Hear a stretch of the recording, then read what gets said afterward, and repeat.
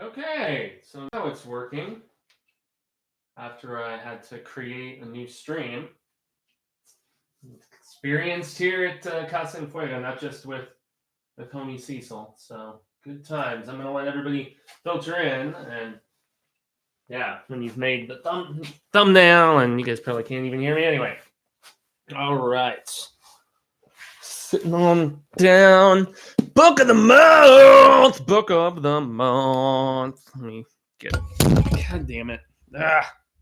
Trying to get adequately situated is always a blast. As much as I'd like the improved sound aspect that Cecil was adamant with me getting, I hope it sounds better. I'm going to give everyone a few minutes to filter in. Wow. Did I just pick the wrong mic stand? Because it was just fine. I am a smaller guy, so maybe I'll just hold it this whole time. That'll work. Whatever, right?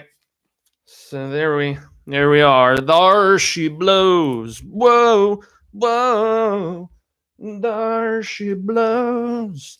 Singing a little bit of Steel Panther for everybody. So happy Saturday, or if you're across the pond, friends of mine over there, happy Sunday morning if you're pulling a late nighter or whatever it may be. But we're here for some book discussion, and I'm gonna bring up the feed myself so that I can see who all is jumping on as I give the filtration process a brief moment. But yeah, just in case it was such a busy October, I definitely will admit I did not promote this book of the month, to the degree that I wanted to, because there was just so many other things going on. And yes, November, at least the beginning of November, is going to be, it's still going to be busy, but I promise I will give all of you some healthy reminders. And also, since I do some hours at the day job on Saturdays during the daytime, and I don't have like a tentative time when I finish necessarily, that's where it's really tough for me to even be like, yo, we're going to do the stream at blah, blah time. And I want to do them as early as possible so that, we can actually, we can just help out to all of my friends over in the UK or in, Spain and Italy and all the different places where I know your time zone is vastly removed from ours here in the deadly desert. So, yeah, let's see who all is jumping on into the discussion. And also, I hope everybody had a fantabulous October and, it was all scarific and spectacular and all of those silly isms that you hear from your homeboy Fuego so very constantly. So let's jump in so I can see the chat, see who is filtered in before I begin this video proper. Oh, of course, Mikey, Traumatresh Mnemonic. What is up, my dude? Hope all is good with you. And another one of my bestest homies as far as the King clan goes, and just an all-around awesome dude. Jacob Daz is here as well. Okay, sounding good. And Mark is here too. Man, the trifecta of badass brothers from the UK are all in tow for this one. Thanks for staying up, guys. I know you may not have tons of time, so I truly do appreciate you making an appearance in here. Sarah Counts, yes, long days and pleasant nights to you as well, madam. Nick Oakes, I just saw a message pop up from you like right when I was about to go live, and I know it was something about Joe Hill, man. So I actually just filmed my Joe Hill Full Throttle review because I was reading that concurrently this month, as well as rereading The Dark Half. And you know what? A buddy of mine, another friend who I just do more correspondence with in the UK through Instagram, Harry Face Steph, he was like, yeah, it's nice that we have the better cover for this one in the UK, because whereas this is like, it's got some wording, not much else going on there. And there's like dark, ominous, clouds and, blue and black and stuff. But it's about as boring as a Stephen King or any sort of novel cover could get. And I've seen later US editions where it's got sparrows like touching noses and stuff, and those are cooler significantly. But yeah, the original hardcover release is like yawn inducing, seriously. But yes, you can expect a Run to the Hill edition of Full Throttle in the coming days, because that was that was such a great read. And there were a few stories in particular there. You know, I'd read Thumbprint before. I had read Throttle, obviously. I had read In the Tall Grass. And so there's at least 3 or 4 stories in there. I know there was one other one. It's the name of the one that was in Flight or Fright is eluding me at the moment. But yeah, so let's see who else is on here. We've got Anum Rajput. I bought 3 Stephen King books today because of you. Oh, well, I am so just humbled and honored that that was the case. Let us know in the chat what those 3 books were. Mark says it's 1:10 a.m. right here. Properly tired, but I'll soldier on. You the man, good sir. You the man. Horns up from Nick Oakes. Oh, and my lady Catherine is in here as well. Still have time for another pint. There you go. Morgan Tucker is here. The Dark Half was awesome. Okay, Mikey is responding. I'm working, so it's that's cool. And my buddy Robert Duell, who is actually going to be doing some significant suffering with me tomorrow, along with a few other friends of ours for a very special live stream that is to help fund a little additionally, and more so than anything, because the Patreon thing is anyway, the crowdfunding, Kickstarter, Indiegogo, whatever, it's all just different ways of asking for just support, I guess, for creating content for the people that have been so cool to just back us and so on and so forth. But yes, for Cecil's short film, Dylan's New Nightmare, we are doing like a raise awareness through the suffering of spicy foods that Robert, myself, Cecil, I know our buddy Matt Hines, who is part of a group here in Arizona called the Blue Ribbon Army, which works with the Phoenix Comic-Con, or the artist formerly known as Phoenix Comic-Con. That is now Phoenix Fan Fusion, because San Diego Comic-Con sued everybody for name, trademarks, and all this other stuff. So a lot of people, as opposed to paying them, have just changed the name of the event. But yeah, so Matt Hines is going to be there. Stoked to have him there. He's also a big Tower junkie and Sai King fan, constant reader. So it'll be fun to have him there as well. And I think, oh yes, and how could I forget the Wicked One, who, along with my band Chiron, has a song which is going to be in Dylan's New Nightmare. So lots of fun going down tomorrow. If you want to see us eat spicy things and be in pain and laugh and be amused, yeah, that'll be awesome. Okay, so Sarah Count says, I got smothered in puppy kisses today and I'm ready for some fun. Okay, well, hey, I always try to keep it fun. The doggy dogness is there for a reason, obviously. I love canines, by the way. I'm not much of a cat guy, despite that being Cecil's quotient. Jay Oliveira says, what's up, guys? Sarah also says, I will probably be there. Going to support my boy Cecil too, and she spelled boy O-I, so I cannot help but laugh. And also Sir Mnemonic, the artist formerly known as Trematrash, says, I'll be tuning in so I can see all of you suffer. That's what's up, my dude. But yes, I think we've given it enough of a filtration instance, so I'm gonna just put the phone down. You got to go from the heart, yo. And yes, let's start this properly, shall we? Long days and pleasant nights, fellow travelers along the path of the beam. I am known on this level of the tower as Jaime and Fuego, and if it please you, join me here for a bit of palaver on Heyo to Stephen King. And yes, this is another book of the month. We do one of these every single month, and often I will choose it with reference to an anniversary of some sort, and that was the case this past month of October as well, because October 20th, 1989, at least here in the States, we had the publication of Sai King's The Dark Half. Very autobiographical in a lot of ways, albeit giving a spiritual slant, a supernatural slant to it, I should say. But yeah, a book that I go up and down about this book. I've read it a number of times, at least 3 or 4, maybe even 5 now that I think about it. And I've probably seen the George Romero film even more so, of which the adaptation, very faithful. And there's not a lot that they trim. It's really just the internalization that characters have of how they're trying to go after things, most notably Alan Pangborn, and then also none other than that, Thad, Mr. Beaumont, who is our protagonist. And so the two of them, along with some stuff from Stark, obviously, they're the ones who we get to peer into their heads a whole lot more, as opposed to just seeing them reacting and hearing them discuss these situations. The book is terrific in the regard of just giving you a lot more about how characters are perceiving things and possibilities that aren't even really implied or discussed as much in the film. But Romero's movie, for the source material that it was adapting, it approached it very reverently and very faithfully. And I actually did last year a 25th anniversary review of the film. The film was actually optioned right after the book was published, and I'm trying to remember if Romero actually was initially attached to direct or not.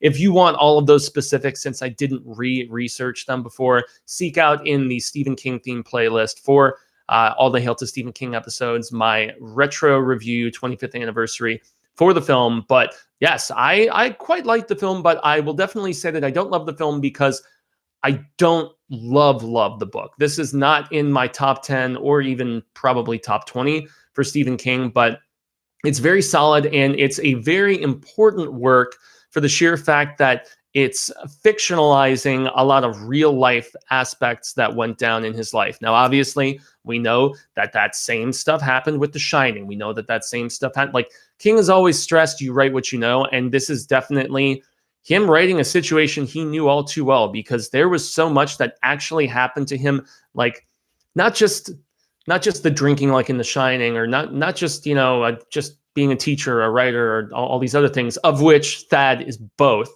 But this basically took the revelation of who King's pseudonym was, who his proverbial alter ego was, and it really is just, it's a rumination on the allure of an alter ego. And this is something that I've talked about on this program a few times over the near 3 years that I've been doing Hail to Stephen King now, as we approach the 200th episode. And we're going to hit 200 at the very final episode of this year, because we're going back in the month of December to twice weekly episodes, just because I really wanted to hit that 200 here in the year of 19. I thought that it was kind of befitting, or maybe it would be better to do just the 199th episode. That would probably be a little bit better to finish the year with. But the 200th episode, I already have decided what it's going to be about, and I'll let you guys know about that before the end of the year, and it's obviously going to be live. But yeah, as somebody who understood that same allure of being able to write as somebody else and just find a different voice and almost revel in the escapism and the aspect of acting that it entails, because it really, really does. Now, I got my start in this field before I jumped in front of a camera, for anybody who hasn't heard any of this before, and I hate to beat the hell out of a redheaded dead horse, but I do it fairly often. I beat certain jokes to death in that semblance. But yeah, so way back in 2008, after already having studied journalism when I was right out of high school. So I was a journalist major at Arizona State University at the Walter Cronkite School of Journalism. And when I was still in my undergrad stuff, taking my first year of classes, I decided to drop out because I had personal stuff going on. It was the year of 19. There was all that angst going on in my life. And I moved out of my parents' house abruptly. I took a semester off. There was all these different things. And so I ended up deciding I wanted to switch my major to audio production technology. I started playing music, and things changed for a number of years between, the early 2000s. And then when I still had this desire to write and assess and that different form of self-expression, because despite loving to make art, I also like to critique it to a degree, but just mainly more so than anything, discuss it, whether it's favorite albums of mine, whether it's a film, whether it's a terrific television series, whether it's a beautiful painting, whatever it may be. But I still really, I was writing stories since I was like 4 or 5 years old. I was writing like He-Man in the slime pit stories and very crudely trying to illustrate them and stuff like that. And of course, I threw Hordak in there, even though he was more of a She-Ra character, because I had the toy and all this other stuff. And I know I'm getting nostalgic and veering away from the point. Stay on target, stay on target. Cecil definitely gets on me with good reason for this sort of meandering and, you know, going down other rabbit holes and whatnot. But yeah, so long story short, I ended up getting back into journalism, specifically of the print variety, in late 2008, early 2009, because of the fact that it was almost like a, I don't want to say destined, but a very fortunate meeting with somebody in this. It was, I had an accident thing with a vehicle, and I'm in this defensive driving class and whatever. And lo and behold, I start talking to this guy, much older fellow than me, probably about twice my age. And he was like, yeah, you know, I actually, and he also, and despite being an older guy, he also had long hair. He's rocking the ponytail. He seemed like kind of a badass, kind of like a rocker type guy. And him and I just got to chatting. And he's like, yeah, so I own a magazine. It's called Playtime. And Playtime was essentially the Playboy of the Southwest. So yes, there were women without their clothes in it. And of course, writing for a magazine like that, after I submitted a few samples to him and he dug them and he brought me on to start writing about local music. Eventually it became national music. Later on after that, it became all kinds of different stuff, humor columns, sports stuff, some dining. It was very vast. I was writing, you know, at least a half dozen articles every single month, from music to movies and various things in between. And after a few months of that transpiring, the publisher and the editor-in-chief, who was the dude who I met in that class, were basically like, you know what? We don't really want our readers to know that it's you writing so much content. We want to make it feel like there's all these different voices. So how about you come up with some pen names, test them all out, and let's see, you know, but try to find a different voice with them, you know? And so whereas Jaime and Fuego, the very first one, which was created, which was James in Flames being my favorite band. James is my name that's on my birth certificate still. But my best friend called me James in Flames because In Flames from Gothenburg was my favorite metal band at the time. And they're kind of veering back into there because their new record is awesome. And I'm seeing them on Thursday here in the States in Tempe, Arizona. But yeah, so James in Flames was in turn by some of my Hispanic buddies. They're like, hey, you're trying to think of some, you know, pen names. Why don't you call yourself Jaime and Fuego? Doesn't, you know, it's kind of a loose translation. And I'm like, that's cool. But there were other names that I wrote a ton of other articles under Playtime as these different monikers. And one of them was called The Mistaken Genius. Another one was called Jay Pizzle. Another one was called The Mickey Mouse Impersonator. It was like, really, I mean, they ranged from interesting to goofy to, you know, whatever else.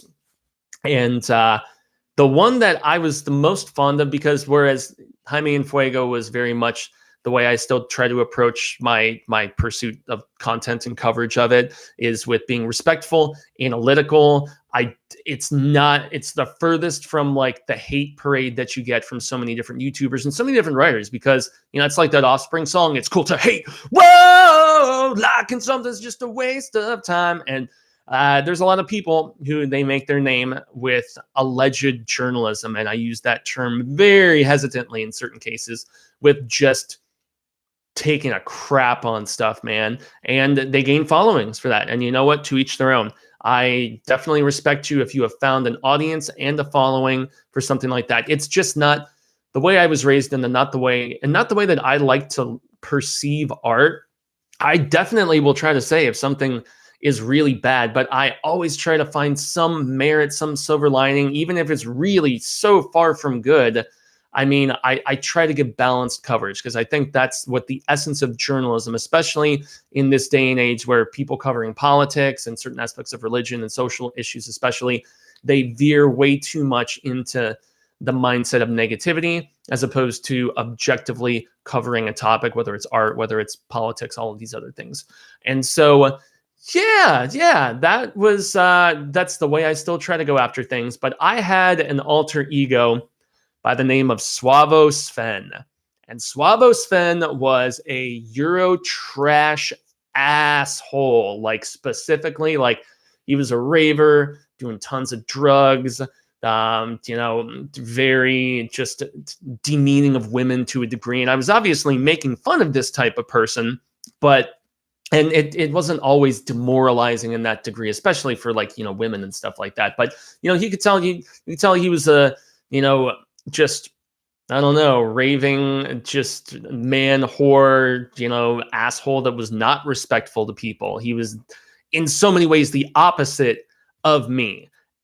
And this is where you probably see where I'm starting to go with this, because it was fun to write as this guy. It really was. And it was in some ways inspired by the Village Voice and their various publications all across the country, where they just talk very raw about, sex and illicit substances and all these different things. And I definitely employed that in the writing as Suavo Sven. I wrote an article called "Kiss Were Made for Loving Your Money." Yeah. Woo!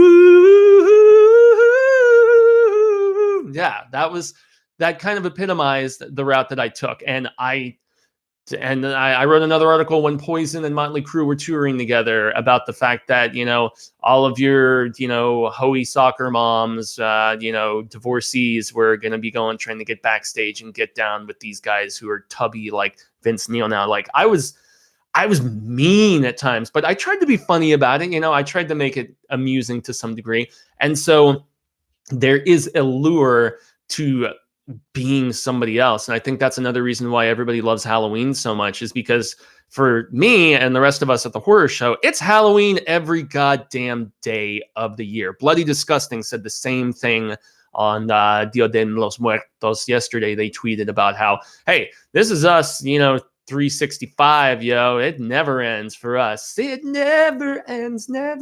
And that's the way it is for me too. But I know that people enjoy Halloween so very much because they can act out of sort. They can be something completely different than what they actually are. And you put on a mask and you gain this confidence and stuff like that. And yeah, Stephen King did the same thing with Richard Bachman. And I know that the experiment was more so initially because of the fact that he wanted to see if he could publish stuff under a different name than his and still find any success. And he didn't really, but he also kind of has admitted over the years various times to using it for outlets that were more grounded, were more sinister, did not have that, shining silver lining that so much of his work has. Then there's, really, Revival, Pet Sematary, Christine, the ending of that to a degree. But more often than not, there will be sad, sentimental endings and stuff like that. But as far as just really dark shit, that's primarily relegated to his short storytelling.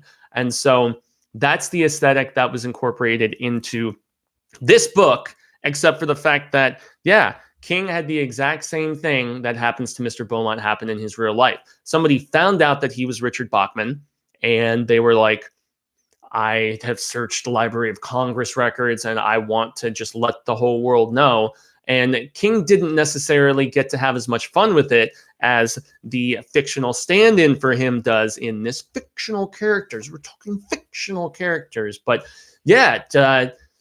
so Thad is a teacher at the University of Maine. And he's got a couple books that he's published to no fanfare of any kind, but yet under a pseudonym by the name of George Stark, he has seen significant success with these Alexis Machine, like really nasty, like crime novel bits of nutsness. And so, it's kind of fun for him, though. He actually likes shifting into that mode and drinking all crazy and chain smoking cigarettes and just stepping back into the shoes of this crazy murderous character. It's escapist, like I said earlier, and it definitely caused strain in his marriage. And I'm going to let you guys know this is a spoiler review.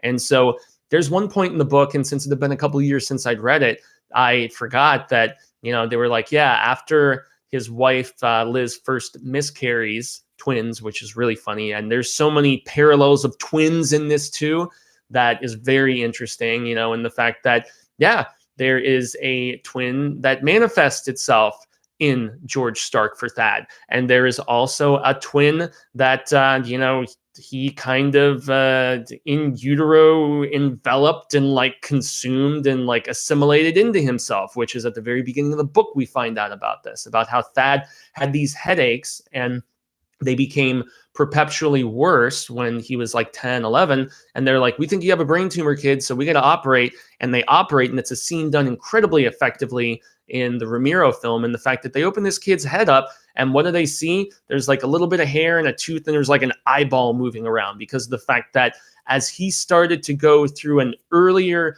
maturity, like going through puberty earlier than a lot of other kids too, for whatever reason, this Siamese twin of just a little piece of whateverness started to grow again. And since it was trying to escape from his head, and that's what the manifestation of George Stark that we eventually get, it was like he does that same thing. He escapes from his head, and he is almost like willed into existence through the revelation to the general public after Thad's character is blackmailed by this law student who works at a bookstore who discovers things.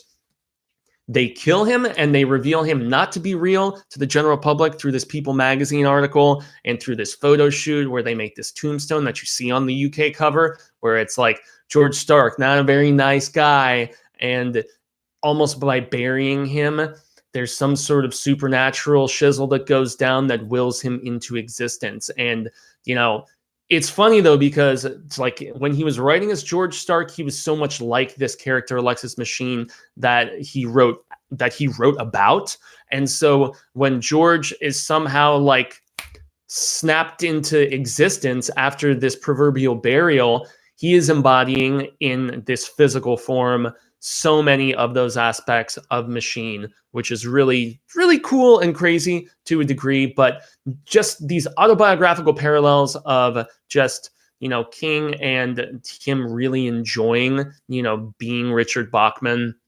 And he's explained a few different times the importance of being Bachman and why I was Bachman in two very terrific introductions to the Bachman books, if you guys track those down. And I love all the Bachman books except for like Blaze. I'm not too big a fan of that one. And Rage, while I find it a fascinating read, I feel like it's almost the kind of thing that glorifies the behavior of this protagonist in it. Well, he's actually more an antagonist. I don't know. In any event, he's our lead character in it. And so, but yeah, so after Thad and his wife do not allow a blackmail to go down from this law student, and they have this whole, you know, unveiling and whatnot, and, you know, putting 6 feet under, all of a sudden, a bunch of different people with connections to Thad and to actually, you know, orchestrating this whole thing, they all start being mysteriously killed. And all of the evidence on the crime scenes is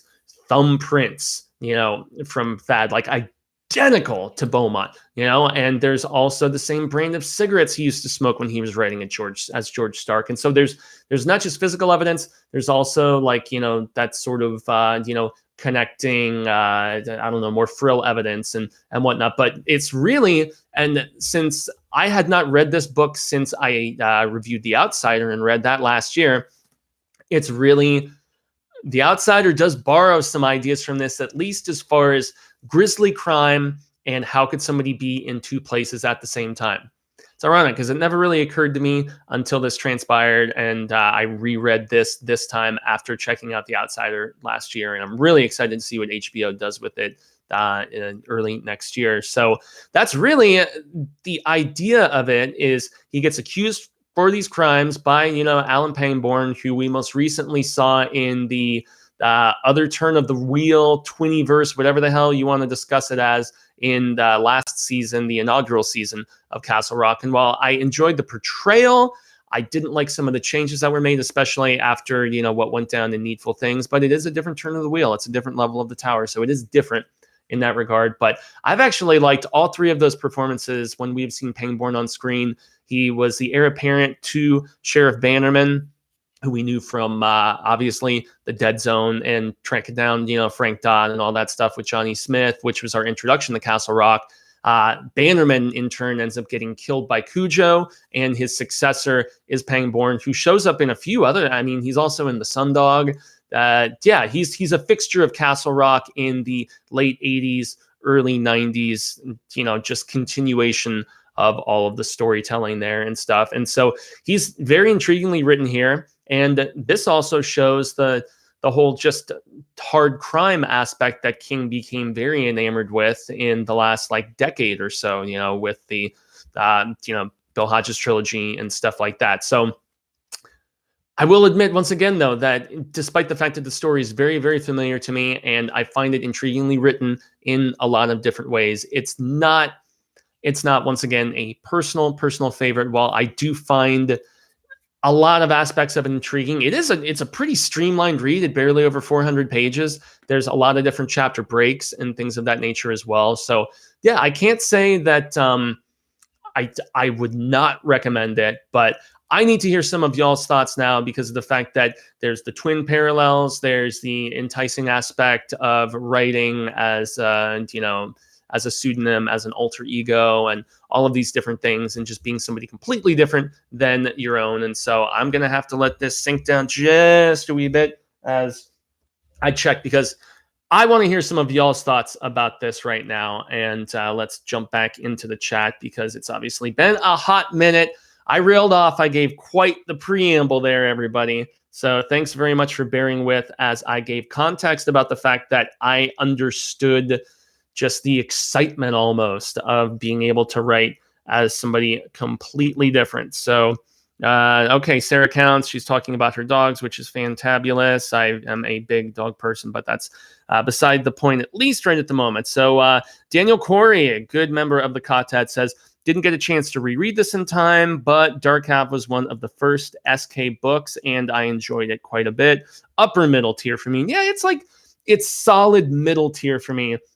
And the reason I give it so much credit is because of the fact that he took his real life events and he, as opposed to really in a lot of ways, The Shining is the other one, with the being in Colorado, with the trying to find the success as a writer, with the alcoholism, with all that different stuff. And this is another one as far as the drinking goes, that King was like brand newly sober when he wrote this. He was like very just, he was fresh on the wagon, man. And you see that Thad is like, whereas his wife will have a beer with Pangborn when he first comes over. Second time he comes over, because the first time he comes over, he's like ready to arrest him. And then as some evidence is put forth and there's, very legit clear-cut alibis given, he comes back later on that evening with a 6-pack. And as opposed to indulging in some suds, Beaumont is drinking Pepsi. So, and that's obviously what King segued into around this time in his life. So there was some seriously formidable stuff going on with the loss of his secret identity, that he could basically do whatever the hell he wanted with and not have the expectations or the burden, and also just get a little rawer and in some ways like a little crazier and less sentimental.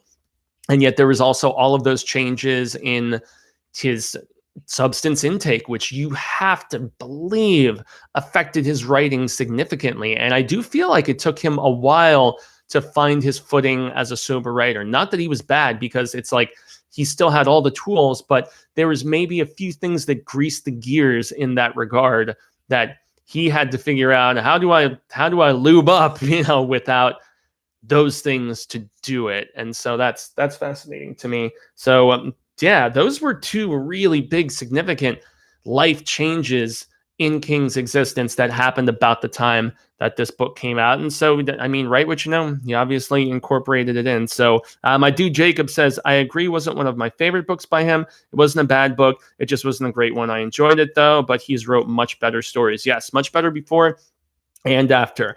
Karsten Roth is here, says Stark is one of my favorite King villains. It's something about his intelligence and brutality that's entertaining to me. Very, very well put, I must admit. The TSR says definitely one of my favorite easy reads from King and one of my favorite midnight movies. Yeah, the movie's very solid in my estimation, and it is just it's a brisk, quick read. It's I don't want to say it's not that deep, but it's very streamlined storytelling in a lot of ways. It's not one of his really dense entries in his bibliography. Sarah chimes in and says, well, I dig Jaime. It seems kind of wacky and fun and like someone I'd want to have palaver with. There you go. Daniel Corey says, dude, really glad you are not a hateful critic. The way you do your reviews is fair, honest, passionate, and thoughtful. I will say the same about Cecil, Marcia, and Susie. It's why I dig the channel. Well, thank you so much, Daniel, for the kind words. Not wrong about Kiss to say they love the money, especially Gene, man. Copyrights, everything. Like, Mikey, for that article about Kiss Were Made for Loving Your Money, the photo I used was of the Kiss coffin. I don't think there's much else I have to say. Although I have grown to find some of their music to be like guilty pleasure to a degree. Anthropomantic Fiend. Hello, everyone. The Dark Half was the first King book I ever read. Interesting. Yeah, very, very kind of odd starting point, but not in a bad way, because it's very kind of early mid-career, and it's a turning point in a lot of fascinating ways. And it also just gushes a lot about just real life events for him, which is cool. RJ Price says, I hate the fact that I'm working for this live chat. The Dark Half is one of my favorites. I would love to join this discussion, but I'm delivering pizza tonight, so I can only listen while I'm driving. Well, RJ, I always appreciate your insights, man. And please, let them know in the comments below once you're finished, or, just give your thoughts in the Hail Ka-Tet, because you are one of my faves, my friend. Sam Butterfield. I do find that The Outsider does copy this book as far as the false evidence. Yeah, those are really, at the end of the day, they're really the only connective tissue aspects. But yes, and Anthropomantic Fiend says, once again, I definitely celebrate Halloween 24/7, but we'll take any excuse to really celebrate the darkness. For example, Bram Stoker's birthday is coming up on the 8th. Yes, it is. I actually have been wanting to listen to the Audible audio drama they did. It's an Audible exclusive with a full cast that even includes like Tim Curry and, a very, very talented bunch. And I've heard it's quite good. I think I'm going to have to use one of my credits for that. Sarah Count says, I love Halloween. I was Jack from Newsies. Very spooky. That's funny. I was just talking about Newsies the other day because of this hat that a buddy of mine was wearing. It looked like he should have been on the side of the street in, like New York decades past, just trying to toss newspapers out. Sorry, I can't stay longer, but I have work to attend to. The body parts in the head were wonderfully creepy. Yes, indeed. Man, thanks so much for stopping through. You're a name that I have not seen on here before, Sir Fiend. Andrew Church chimes in and says, my big take on The Dark Half was that even though they're not completely the same story or about the same things, I feel like Secret Window does a better job of doing the best ideas of The Dark Half, being another one that shares a lot of tissue with this one. I mean, really, in a lot of ways, with person being in two places at once, the doubt of the person going after, like, Pangborn is most definitely, I forget the name of the officer who, knows this person to be a fixture in the community in The Outsider. I forget the lead names of both of those guys, so forgive me, everybody. But yeah, it's like Pangborn really does approach that, that disbelief, but yet certainty, and the duality of it, and the struggle of trying to reconcile these, just conflicting aspects of evidence. It's really, it is definitely, and King has obviously come back to, he's written about teachers and writers how many times, so it's something I'm not necessarily trying to fault him for, but I can't obviously call, spade a spade sort of thing, and attention where it's obvious. So Sarah Count says, very interesting story. Nick Oak says, I enjoyed the brutality of this story. The stark violence is pretty raw. Yeah, it definitely is. And that's one thing that, well, it does just turn into, in a lot of ways, beat after beat of Stark going around killing people, whether it's the guy in DC, who, if I remember, the DC character was the actual guy who, tried to do the blackmail. He was the law student and everything.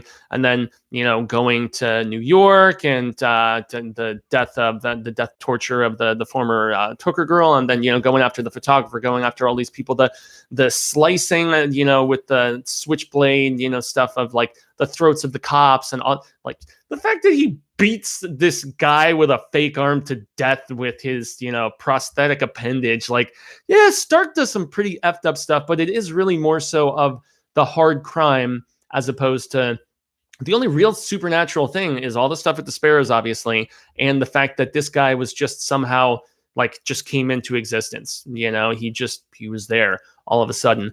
And as a kid, when I watched this movie, I didn't particularly dig that much. I didn't find it that scary, and it just felt illogical to me. But aren't all supernatural, otherworldly things like beyond logic? And yet it was something that I had trouble reconciling as a kid, and perhaps maybe that's why I can't love this story still, is I don't feel like it explains things, but I don't know if how well it explains it. It's at least just not good enough for me to have it be very, very compelling. But it's still compelling, but for it to be like immensely compelling, like a lot of other King books that I say that I love.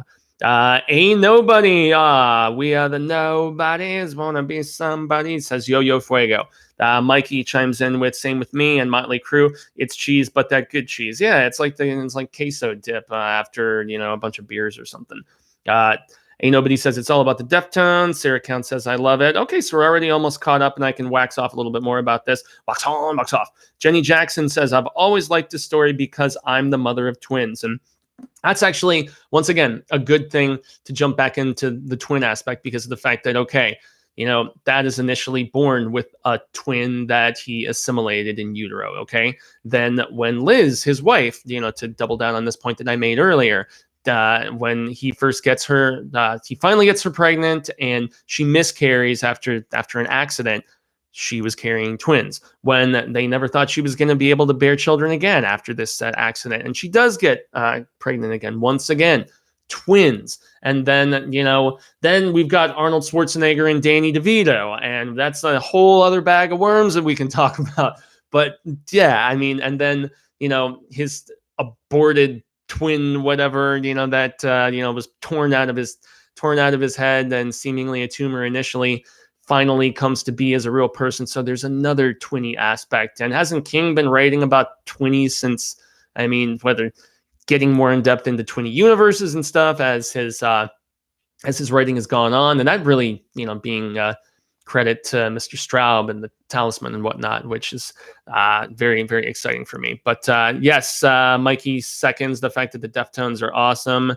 Yeah, I still remember watching that video for My Own Summer and them standing on the shark cages. And that was one of the first music videos I ever saw when I was in grade school. And I was just like, I was already obsessed and frightened with sharks, fascinated yet frightened at the same time. It was sharks and dinosaurs, big time. Me and Cecil hold that in commonality.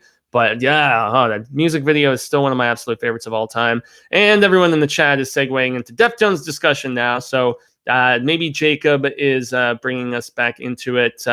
Man, there was a hefty amount of Easter eggs in this one as well. It's been a while since I finished it, so I can't remember them anymore.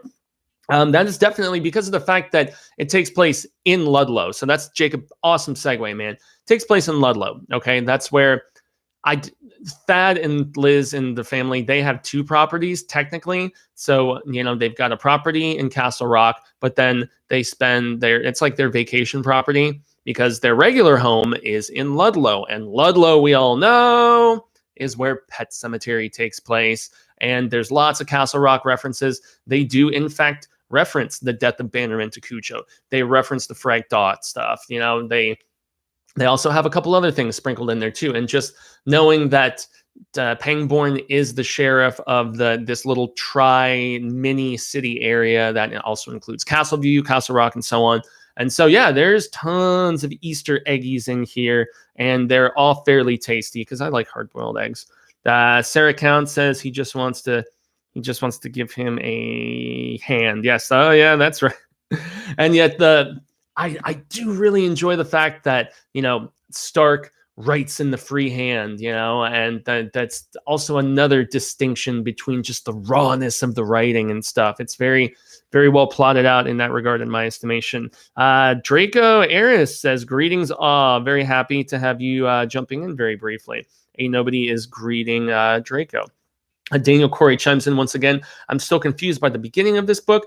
Is SK suggesting that Stark and Beaumont were one person since birth?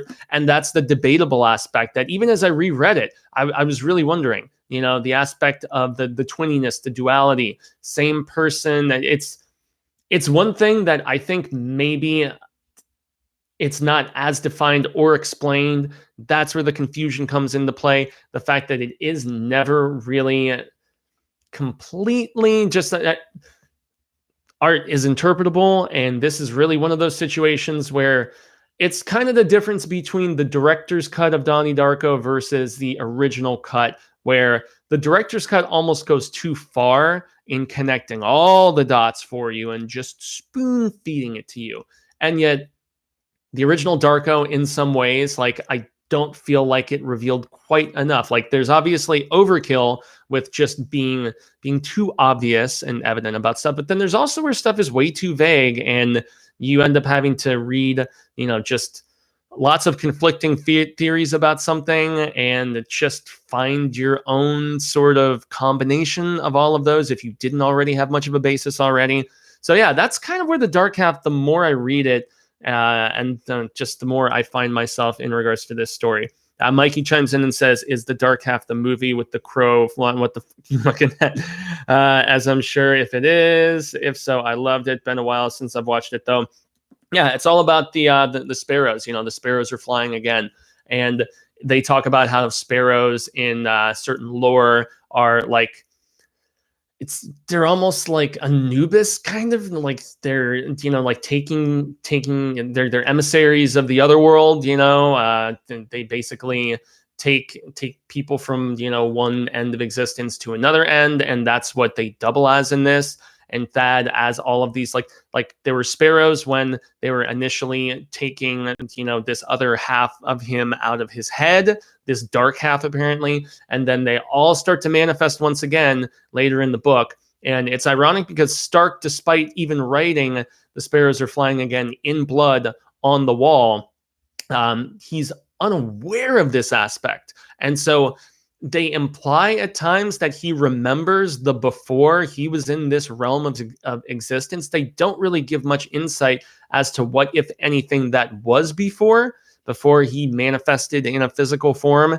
So that's where, and these are all interesting topics of discussion, but it's once again where I don't think it's all defined and explained enough to make it classic to me. It doesn't really do the sort of world building in that regard that I feel like King really could do in a lot of ways. I feel like King, more so than anything, was pissed about having his secret identity revealed as Bachman, and so he just really wanted to write a story about it, and he wanted to just really play up how brutally he just effed up, and kind of to a degree how much he appreciated and to some degree had a sentimental piece in his heart for this character, that he wrote as, because King wrote as Richard Bachman. He even had a fake picture, for Thinner. And so, yeah, it was, it's interesting topics of discussion, but that lack of definition and exposition in some ways is where I feel like it does hurt the story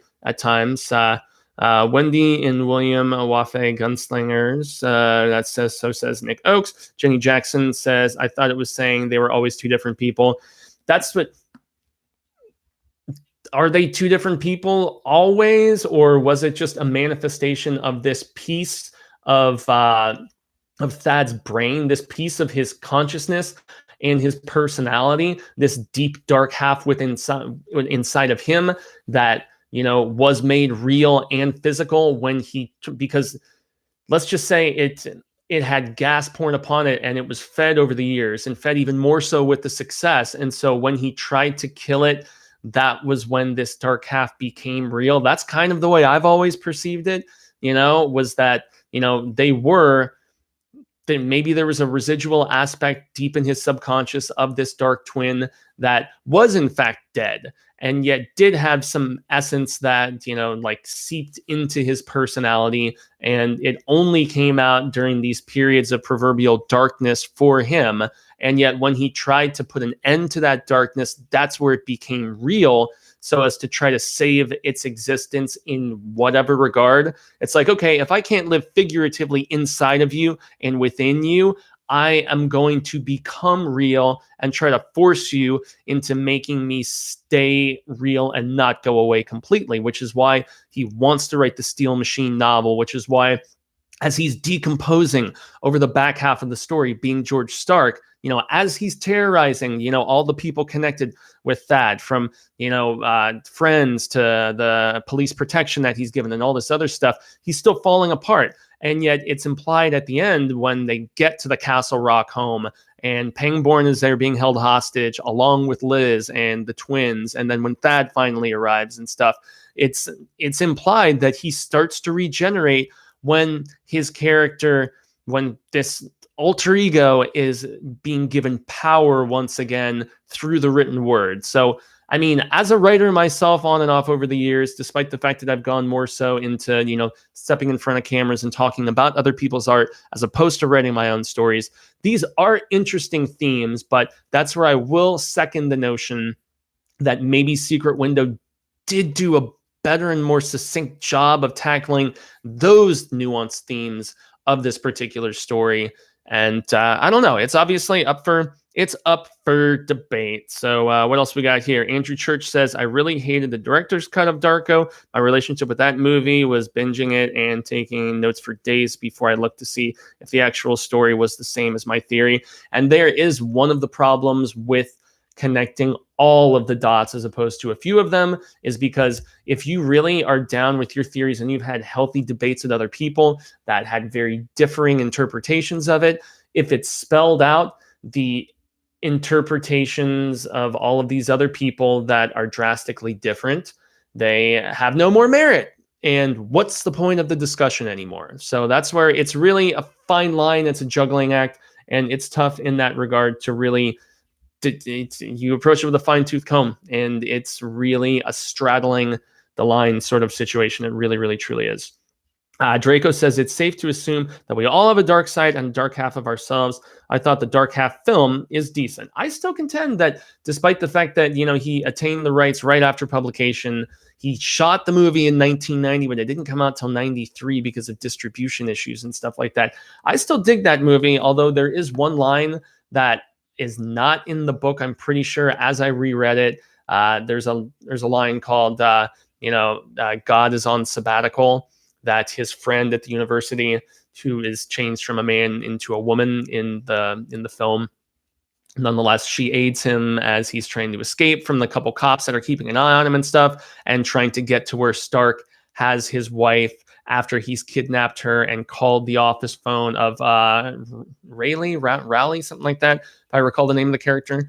And this character is the one who brings to his attention the connotation of the Sparrows and what they bring about. And they bring about the finale of this book in the fact that, once they start writing Steel Machine, this way to keep Stark in a physical form alive by, writing another story as him, writing about Alexis Machine, who he has all of these characteristics of, putting the paper to the page, and in that regard, it's, they are what bring about his demise. They all crash through the vacation house and they rip him to pieces and take him off to the underworld. And it is very well done visually in the Romero film, even if I feel like the pacing is kind of ho-hum. I do like Hutton, Timothy Hutton. I want to say that's the name of the actor. His performance is really good, but that's more so, especially in dueling roles. I like him in that movie. And I also like, Ed Harris is the one who plays Pangborn in Needful Things, but it's Michael Rooker actually who plays Pangborn a little bit differently in the dark half. And the two of them, I really think, give great performances. Everybody else is just okay, and the pacing of the script is just okay. But the beats that bookend the film, especially with all the Sparrows tearing him up at the end, and then the eyeball moving around in the skull at the beginning, it's classic Romero visually, and it's really, really well done in that regard. So I've just been not even looking at my notes. I've just been going in this one, guys. So let's see. We have been going for just about an hour now. So I do probably have to wrap this up to some degree, because if I'm not playing a show with my band on Saturday nights, my band Chiron, we do try to rehearse. And so I believe that is hopefully still happening, although I have not heard back from my guitarist since I've been trying to do this live broadcast. And Jenny Jackson says, they started as twins, though. And then he was immersed into him, and he came out in his writing, and then he took on a new supernaturally powered physical form in somehow coming to be in the physical form of Alexis Machine, but yet in the name and in, I guess, the figurative sense to a degree, is a combination between George Stark and his most famous character, which Thad had invented. So I guess that's the best way I can summarize my theory about it. There's a couple lines in particular that I really wanted to make note of. There is home is where the start is. That's one that, and it's funny because when I was reading, I had to pull a double take because I thought it said home is where the Stark is, and it's like no, it's home is where the heart is, and or where the start is, I should specify. So maybe that's why I was so confused initially in that regard. And there's also just a couple of passages I want to read each of the 3 portions of the book, with the exception of I know the epilogue is something from Thad in his book that he was planning to start working on after so prologue is just basically getting an idea for how Stark wrote this Machine character. Cut him, Machine says. Cut him while I stand here and watch. I want to see the blood flow. Don't make me tell you twice. Yeah, that's me almost shifting into Skinner sweet speak. But yeah, prologue is where we actually get the information about what happened to him as a child and everything. But then we have the beginning of the first portion, which is Fool's Stuffing. And so this is from Riding to Babylon, which was the 3rd George Stark book, if I'm not mistaken, and the last one that he had done under the pseudonym. But Machine straightened the paper clips slowly and carefully with his long, strong fingers. Hold his head, Jack, he said to the man behind Halstead. Hold it tightly, please. Halstead saw what Machine meant to do and began to scream as Jack Rangley pressed his big hands against the sides of his head, holding it steady. His screams rang and echoed in the abandoned warehouse. The vast empty space acted as a natural amplifier. Halstead sounded like an opera singer warming up on opening night. I'm back, Machine said. Halstead squeezed his eyes shut, but it did no good. The small steel rod slid effortlessly through the left lid and punctured the eyeball beneath with a faint popping sound. Sticky, gelatinous fluid began to seep out. I'm back from the dead, and you don't seem glad to see me at all, you ungrateful son of a bitch. And that's the nastiness of the writing, and there's aspects of that sort of nastiness, with King when he wrote his Bachman. There's a little bit of it in Running Man. There's a little bit of it in Road Work and stuff, and there's definitely some of it in Rage. But yeah, some of the book is actually in freehand, which I think is cool, and it offers that distinction a little bit better as well. In another quote, this one from Machine's Way also, this is what preludes the second portion of the book, Stark Takes Charge. Any fool with fast hands can take a tiger by the balls, Machine told Jake Halstead. Did you know that? Jack began to laugh. The look Machine turned on him made him think better of it. Wipe that asshole grin off your face and pay attention to me, Machine said. I'm giving you instructions here. You paying attention? Yes, Mr. Machine. Then hear this and never forget it. Any fool with fast hands can take a tiger by the balls, but it takes a hero to keep on squeezing. I'll tell you something else. While I'm at it, only heroes and quitters walk away, Jack. No one else. I am no quitter. So, this is intense, intense stuff for sure, which is fun. And since I already read the other ones, I should probably read the before we start the third one about the Pompo, whatever the hell is there. The Psycho Pumps, that's right. The coming of the Psycho Pumps, and there's a little sparrow flying across and stuff. So here we go. This is also from Riding to Babylon. The poets talk about love, Machine said, running the straight razor back and forth along the strop in a steady hypnotic rhythm. And that's okay. There is love. Politicians talk about duty, and that's okay too. There is duty. Eric Hoffer talks about postmodernism. Hugh Hefner talks about sex. Hunter Thompson talks about drugs, and Jimmy Swaggart talks about God, the Father Almighty, maker of heaven and earth. Those things all exist, and they are all okay. Do you know what I mean, Jack? Yeah, I guess so, Jack Rangley said. He really didn't know, didn't have the slightest idea. But when Machine was in this sort of mood, only a lunatic would argue with him.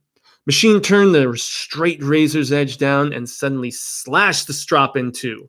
A long section fell to the pool hall floor like a severed tongue. But what I talk about is doom, he said, because in the end, doom is all that counts. So yeah, the George Stark stuff pretty intense in comparison with the epilogue that we get after this manifestation of Stark has been vanquished, and it's from this apparent comeback novel that Thad Beaumont has written. And there is the implication that despite the sympathy that he initially got from Liz, his wife, and from Pangborn, that when they see the two of them at the Castle Rock property start writing together, and they're having fun with it. And Thad is remembering how much fun he actually has smoking the Pall Malls and, drinking the Glenlivet and writing as this other voice about this sinister, menacing motherfucker character. It causes friction that is only moderately implied. And I've seen some people on various message boards and other interpretations of this feel like, oh man, the marriage was forever fragmented. I don't necessarily think that night. I do feel like that's why Ramiro didn't make a big thing about it in his film. But the epilogue in this quote from The Sudden Dancers, which is the Beaumont novel, perhaps this is this is him trying to make amends with the death of this character, and how he did have an affinity and a sick, twisted love and affection for it of sorts. So Henry did not kiss Mary Lou that day, but he did not leave her without a word either, as he would have done. He saw her, he endured her anger, and waited for it to subside into that blockaded silence he knew so well. He had come to recognize that most of these sorrows were hers and not to be shared or even discussed. Mary Lou had always danced best when she danced alone. At last they walked through the field and looked once more at the playhouse where Evelyn had died 3 years ago. It was not much of a goodbye, but it was the best they could do. Henry felt it was good enough. He put Evelyn's little paper ballerinas in the high grass by the ruined stoop, knowing the wind would carry them off soon enough. Then he and Mary Lou left the old place together for the last time. It wasn't good, but it was all right. Right enough. He was not a man who believed in happy endings. What little serenity he knew came chiefly from that. The Sudden Dancers by Thaddeus Beaumont. So those are just very cool on the fact that they do give the very distinctively different literary voice of Thad versus when he was writing as Richard Stark. It's drastically different. And yet a Kingism that I came across last night, I do like when Stark threatens Thad, and he's like, I'm going to come after you if you don't agree to write this with me and cooperate. And he's like, first I'm going to, he's like, I'm going to kill your kids. I'm going to kill your wife, so on, and they will suffer. But then he proclaims to Thad, and then you'll die like no man on earth has ever died before. And that's some heavy stuff there, man. That is as ginormous of a threat to somebody's life as I think you can get without going into detail. And the fact that it's not in detail is maybe even scarier for that regard. I don't know, but yeah, the one bit, and this is where King, there's a few different ones. There's one where he talks about later in the book about all of these sunflowers hanging, just kind of almost languishly, like, Holocaust survivors or something, just looking all sickly and not with it. But the line that where King has this great sense of using an example to get a point across, with just, metaphor, allegorical phrase or whatever. And this is where Stark is hiding out in the East Village, because he's killed a few people in a few different places at this particular time. But this is the way King writes it. And he just describes the nasty, dilapidated, rundown aspect of where Stark is hiding out so perfectly. So check this out. Did he know that George Stark was currently sheltered in a cruddy little East Village apartment in a cheesy building where the roaches looked big enough to steal the welfare checks? I don't know why I find that so funny, but when I was reading this last night, I legitimately, I was rereading that part in particular as I was going over my notes for this show, and I just burst out laughing. I thought it was ridiculous, and yet what an example and a way to just get the nastiness of this place where he's hanging across. But I guess I'm going to just jump back to the messaging, or I should say, the live chat one more time, since we are over an hour at this particular point. So let's see if anybody else has chimed in with any examples, isms, insight, or anything like that. And if that's not the case, I will get to wrapping this up and let you guys all know what the book of the month is here for our month of November that we have just started. So, okay, where are we at? Andrew Church says, I have to wrap this up. That's what she said. Double bagging. I don't know where that girl been. Ed Norton would have made a great Thad Beaumont. Interesting observation. I could kind of see that too, especially with some of the duality he's, gone through and stuff like. when you understand the aspect of the duality in Fight Club, obviously, that's a good one. Andrew T, what up, dude? Yeah, if that is Andrew Thompson, long days and pleasant nights to you, my friend, and I hope you are having a great Saturday night, bud. Jenny Jackson says, of course, Thad, love George like a brother. Yeah, it's almost like your asshole brother who is such a piece of crap, but they're blood. And so, you still have their back and you still love them, even if they are just a terrible person and a bad influence, too. Sarah Count says, I love listening to you read. Thanks, y'all. I appreciate it. I've actually been thinking more about trying to do more of that since, I've done a little bit of it. Cecil's done some more of it with trying to tackle the Hellbound Heart and the spooky or the scary stories to tell in the dark stuff that he did as well. If you haven't checked that out, please do. Cecil read the 4 stories, I believe it is, that were the basis for the Guillermo del Toro produced film. And it was a fun time. He did a great job with that. Shout out to my dude there. Have you ever thought about getting into narrating audiobooks? Yep. Once again, that's really good. Okay, Jacob is gonna tune out for the night. Fuego. Enjoy the rest of your day. Jacob, you as well, man. I'm so very glad that you jumped on and got to share a little palaver with us. Awesome insights as always, and horns up to you, my friend. But no, I have definitely had thoughts about trying to do that a little bit more. So it is something I enjoy. It's fun to me. But I guess that is as good a time as any, everyone, to get to this. But I have to make a revelation. So we have our Hail to Stephen King Facebook group, obviously, and we have the book of the month that we do, obviously. So you have a month until the first Saturday in the following month, basically, to jump on the bandwagon and check out what has been chosen. I'm glad everybody who either knew the Dark Half well enough or wanted to get into the discussion this evening. So a grande gracias for everyone doing that. There goes the notebook. Now I will admit, this month of November, we have, I believe, 4 different golden anniversaries. Yeah, 4 different ones. We're only going to be able to do one. However, there is no golden anniversary in the month of December. I thought about doing another poll for this month, but it was one that I put up for a poll a few months ago.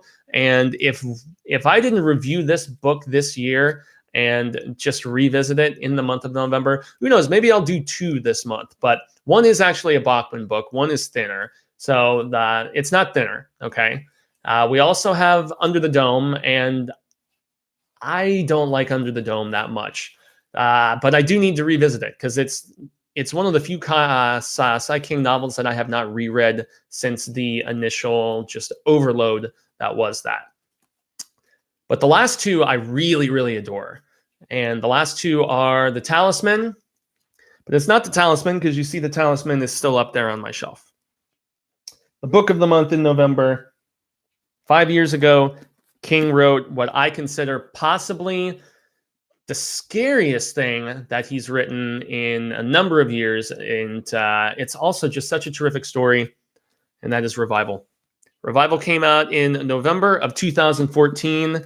Josh Boone, who is currently adapting The Stand for CBS All Access, has been trying to make this into a movie for some time now, unsuccessfully, unfortunately. But he was just doing an interview about The Stand recently, and the topic of Revival came up. And he said that he is still working on it.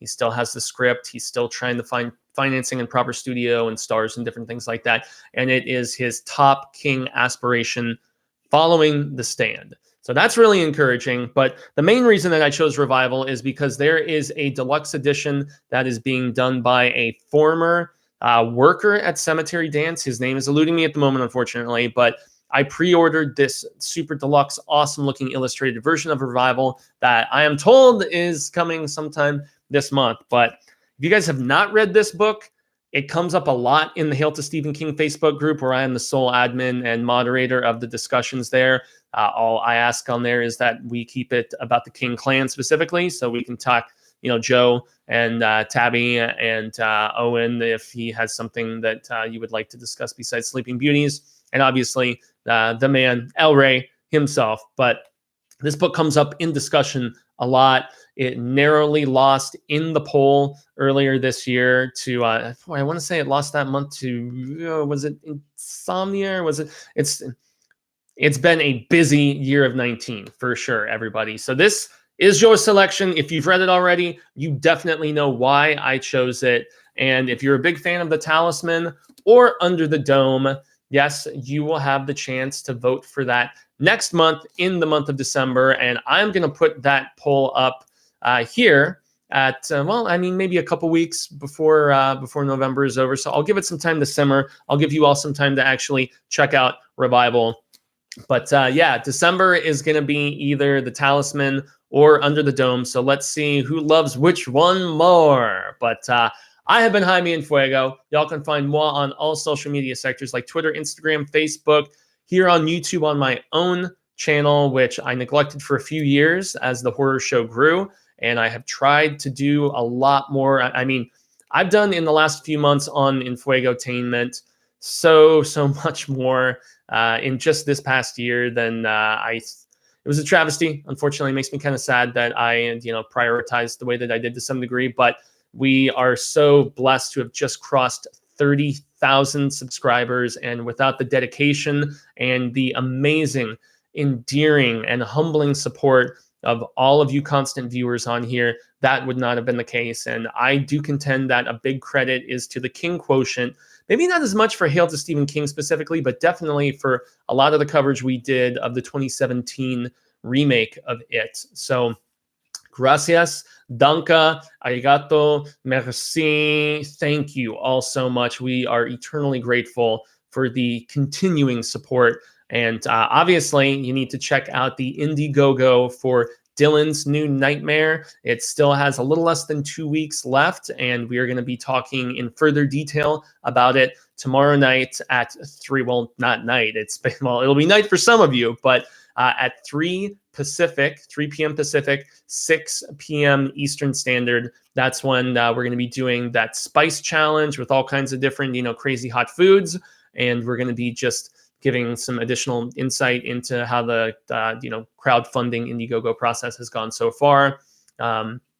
But yes, like, share, subscribe, spread the word about this show with the hashtag Hail to Stephen King. It is supremely appreciated. Thank you so very much once again for tuning into this discussion about the dark half, because we all know we have a dark half, and get to read in Revival here before the end of the month. So that'll be it, everybody. And until the Wheel of Ka comes around once more, as we approach 200 here at the end of the year, I say hasta luego, sin amigos, and constant readers and viewers alike say thank you.